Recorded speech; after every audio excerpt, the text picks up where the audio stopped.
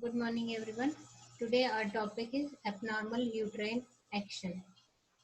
So, what do you mean by abnormal uterine action?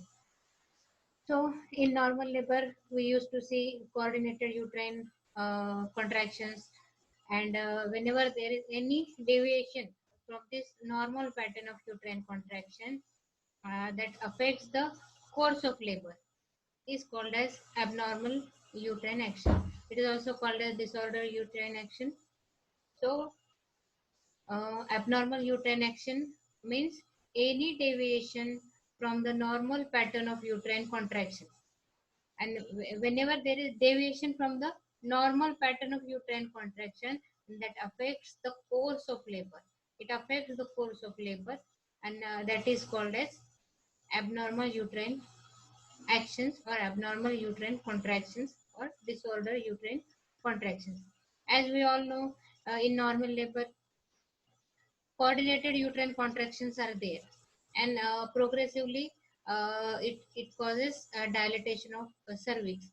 Means the severity increases, the time of the contraction increases, and there will be descent of the fetal head and dilatation of cervix, descent of fetal head, and all the mechanism that we all know that happens.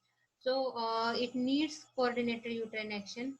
And so normal, you all know the rate of cervical dilatation is almost 1 centimeter per hour, and in multi it is almost 1.5 to 2 centimeter per hour. Dilatation should be, and that is normal. So whenever phases are affected, whenever the uterine contractions are abnormal, these phases of the labor are affected. So any deviation from the normal pattern of uterine contraction that affects the course of labor is called as abnormal uterine actions. So this is about the different types of uterine actions, abnormal uterine actions. Just see the flow chart. In this, there will be normal polarity, and second one is abnormal polarity. So, in coordinate actions, abnormal actions, so abnormal polarity. So, normal polarity, in there is hypertonic dysfunction or in hypertonic dysfunction there are different ways what will happen. So excessive contraction will be there in hypertonic dysfunction, and either uterine inertia might be there. So if at all hypertonic dysfunction with excessive contractions, if at all the uterine contractions are excessive, then there might be obstruction in the labor, and the uterine contraction and relaxation, that might be that physiological retraction ring might not be formed, and the Bendel's ring that we have already seen, pathological retraction ring, pathological ring that will be formed, and this is the consequence. And we had already seen obstructed labor, that consequence is in obstructed labor. And if at all obstruction is not there, if at all obstruction is not there, then the precipitate labor means excessive uterine contractions are there, and the process of labor will be completed within a very short duration, and the female will suffer. So abnormal, it will be hypertonic uterine contractions, excessive contractions of uterine musculature will be there, and the labor will be within just 2 to 4 hours it will happen, and it is having a great impact on the health of the female. So this is about the excessive contraction. If at all the hypertonic dysfunction, basically this should be hypotonic, right? The here should be hypotonic. Uterine inertia is there. So uterine inertia means inactivity. Inertia means inactivity will be there. So there will be the labor will be prolonged, and there might be chances of so many complications might be there. So what are the conditions that may lead to abnormal polarity now? So spastic lower segment. Spastic lower segment means the lower segment of the uterus is not that much stretchable. So it is not stretchable. That might lead to abnormal uterine contractions. So coordinated upper uterine segment and lower uterine segment, the coordination will not be there because of the spasticity, because of the low activity of the lower segment, and there might be abnormal labor. Again, colicky uterus means continuous contraction only of the upper segment, basically. Asymmetric uterine contraction. Asymmetric uterine contraction, in this, generally pacemaker is located at the cornu of the uterus, at the cornu, at both the cornu, and the impulse is generated from both the cornu at the same time, and they coordinate. The impulse pass from the segment, upper part of the uterus to the lower part of the uterus in coordinated manner. And whenever this activity of pacemaker is different, or it has been disturbed, or somewhere else pacemaker has been generated, then some abnormal actions will be there in uterine musculature, and that will lead to asymmetric uterine contraction. Constriction ring, we had already seen. Bandel's ring, that is called as, that is in we can see in obstructed labor. Generalized tonic contractions, generalized tonic contractions of uterine muscles also, and the bodies, generally retraction is not there in generalized tonic contraction. That much retraction will not be there, and again then labor would be abnormal. Cervical dystocia. Cervical dystocia, we had already seen in obstructed labor.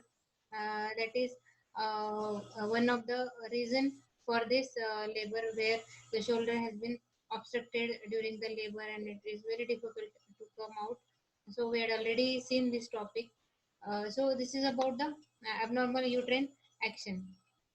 So what might be these are the types. What might be the etiology?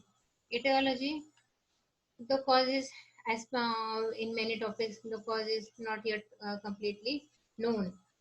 Certain conditions might be often associated with these abnormal uterine actions. So first one is elderly primigravida. So the uterus is generally relaxed and not that much active. So elderly primigravida might be there. Prolonged pregnancy, post-term pregnancy, right? Post maturity, whenever 42 weeks are completed, not that much action has been initiated. So there might be uterine inertia, or there might be abnormal contractions. Over distended uterus, like in twins and fibroid. Overstretching, you all already know.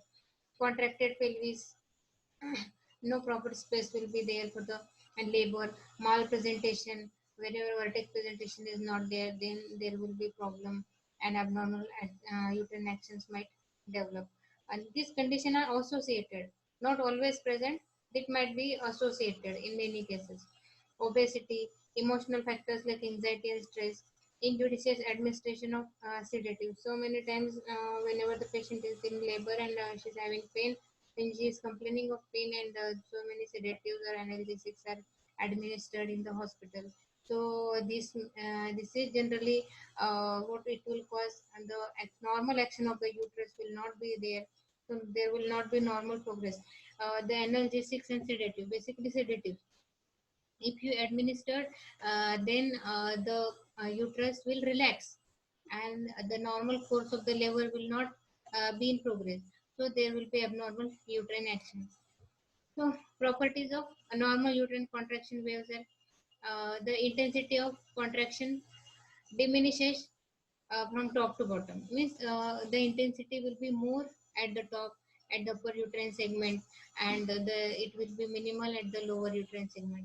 The lower uterine segment has to accommodate the fetus, and upper uterine segment has to push it. It has to create pressure during labor. So normally, the intensity of contraction of the upper uterine segment and top, that is top of the uterus, is much more, and it will diminish whenever it comes at the bottom. The contraction wave starts from the pacemaker, and that is already we all know, situated at the corner of the uterus, and it propagates towards lower uterine segment. In coordinated manner, it will go to the lower uterine segment. The duration of contraction diminishes when it moves away from the pacemaker. Whenever the impulse, when it starts at which place, that place will contract with much higher intensity, and that intensity will be lesser as the impulse from the pacemaker, it will transmit to the lower segment of the uterus. So in the lower segment of the uterus, there will be comparatively less duration of contraction. So in what happens in dysfunctional labor, the new pacemaker has been generated somewhere else in the body of the uterus, or the coordination between the pacemaker at the cornu of the uterus, that will not be there. In coordination will be there, or new pacemaker has been generated, so that new impulses will generate, and every part of the uterus will contract on its own. The impulse generated by the new pacemaker, that will cause the contraction of the uterine musculature. So the coordination will lose. The in labor, the uterus will lose its coordination, and abnormal labor will be there. So the uterine pacemaker, as we already know, it is situated at the cornu, and the impulse is generated and it goes downwards towards the cervix, towards the lower uterine segment. Oxytocin, whenever there is shift, there is any problem in this, or any extra pacemaker has been generated at such time, oxytocin or oxytocin is infused. So it might help in proper effective uterine contractions. So primary dysfunctional labor, this means primary dysfunctional labor when the cervix dilates less than 1 centimeter. Means cervix should dilate 1 centimeter per hour in primary, and in multi it should be 1.5 to 2 centimeter per hour. Dilatation should be like this. But whenever the primary dysfunctional labor means when cervix is not dilated with this speed, it is not dilating with this way. So it is very common and corrected by amniotomy. Generally oxytocin drip has to be given, so that this problem will be overcome. Secondary arrest. Secondary arrest means whenever the cervical dilatation stops, active phase has been started. Active phase of the labor has been started normally, and somewhere uh, after the starting of the active phase, somewhere the labor has been disturbed. Means dilatation has been stopped after the starting of the active phase of the labor. So this is known as secondary arrest. And generally the uterine contractions, whenever they are not normal, they are not sufficient enough, then and then only there will be secondary arrest.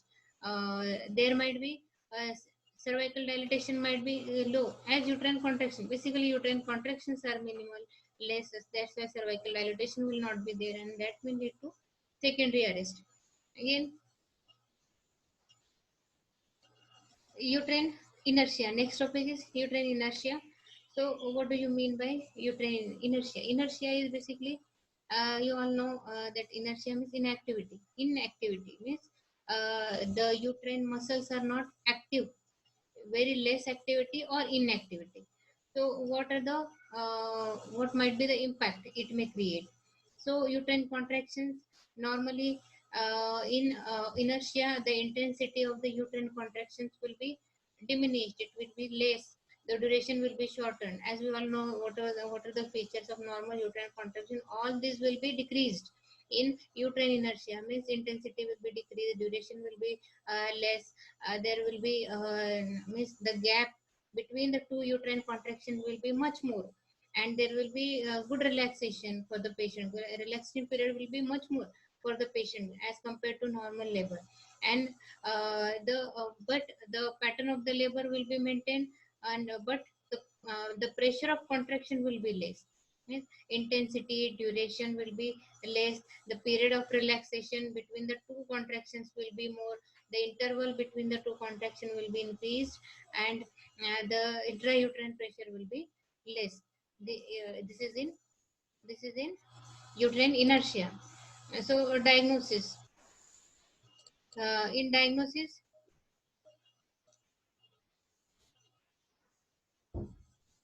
point of view, patient feels pain will be less.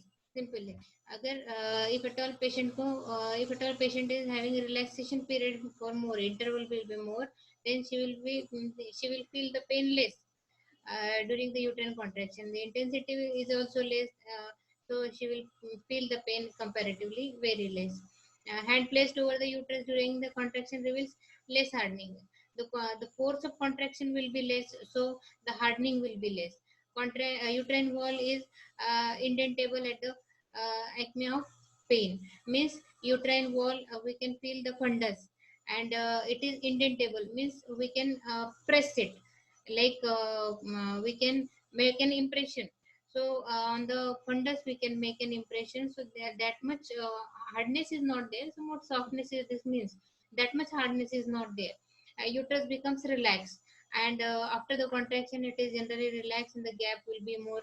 The fetal parts are palpable in between the contractions, and the heart rate will be generally normal for the fetus. There will not be any problem to the fetus as there is relaxation. So there will not be any harm to the fetus.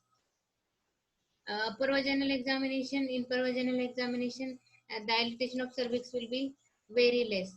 There will be the if at all primary dysfunction will be there, the latent phase will be also slow, and the active phase will be also slow. So dilatation will be so slow, effacement will be is slow, and again there may be presence of CPD, cephalopelvic disproportion might be there. In such cases, it might happen whenever there is cephalopelvic disproportion. So no chance for the progress of the labor. So there might be uterine inertia or abnormal uterine action might be there. Again, malposition. If at all vertex is not the presenting part, then the pressure will not be created. And then, if at all pressure is not created, then there will not be normal progress of the labor. Whenever the head is deflexed or malpresentation. This is malpresentation. Deep legs, normally flexion should be there for the labor. So if at all it is not flexed, then it is one type of malpresentation, and that might not create the pressure on the cervix to dilate, and that will take time, and the labor will be slow. Again, membranes are intact. Membranes are intact. So in this, membranes will not be ruptured, and membranes will be impact. And generally on the mother, it will cause, if at all the labor is for prolonged duration, then there will be at the late, the patient will be under stress. It will cause prolonged labor, and it will not cause any fetal distress. Management point of view, vaginal delivery has to be ensured by using oxytocin drip has to be given. General management is done. Moral of the patient should be boosted. Maternal stress, pain, anxiety, psychological counseling should be given. Supine posture has not to be given. Bladder should be emptied. Proper hydration should be there. Active measures in oxytocin drip is the alternative. And if at all this continues, even after giving oxytocin drip, then a cesarean section has to be done. And cesarean section, if at all contracted pelvis is there, cesarean section has to be done. Malpresentation is there. If at all maternal distress is there, fetal distress is there, cesarean section has to be done. So this is all about abnormal uterine contraction, uterine inertia. Some other abnormalities of uterine contractions we will see in next class. Hope you have understood the topic. If you are having any query, please mention in the comment box and try to resolve it. Thank you.